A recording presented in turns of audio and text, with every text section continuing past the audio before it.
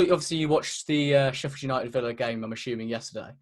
What's your take on, obviously, the big talking point in that game? Like, the goal line technology not working. If you're in Michael Oliver's shoes, what do you do? It's not Michael Oliver's fault. He's got to watch. He's tested it beforehand.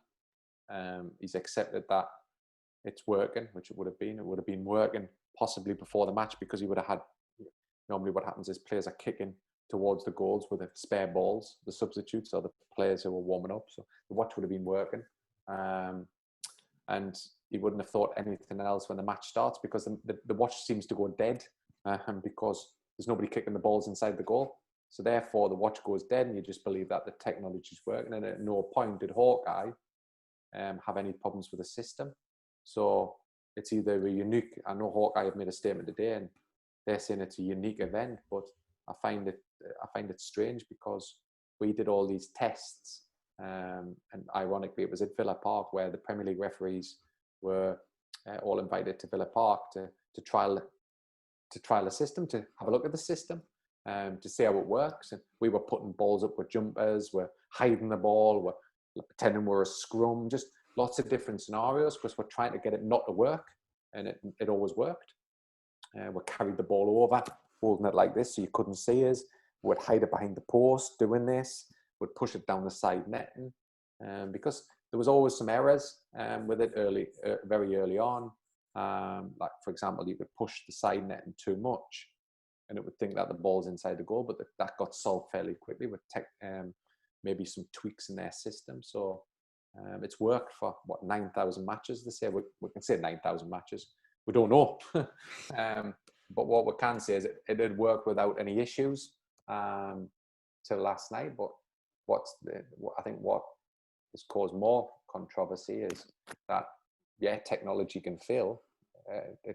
Internet can fail with us guys tonight doing a podcast. It can happen. This is life. You might not have recorded it. This is technology. Things happen. But we had a second backup.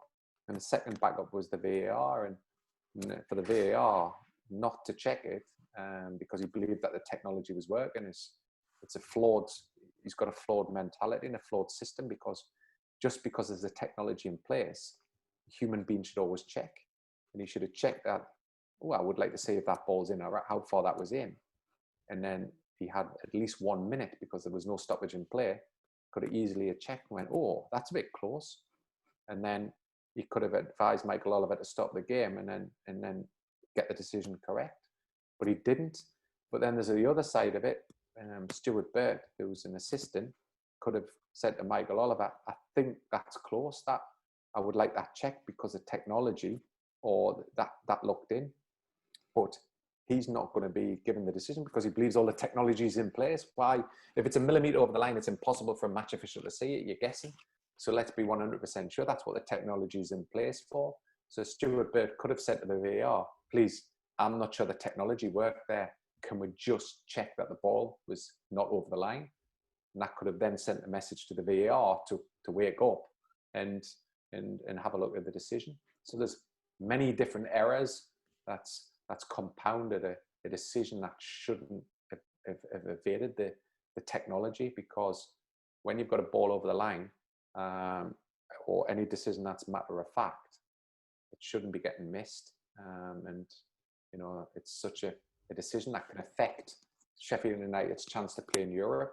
It's 1 point closer for Aston Villa getting out of relegation, so the team's at the bottom. And I just think that overall it was a bad day, certainly for PG Well, for the VAR system.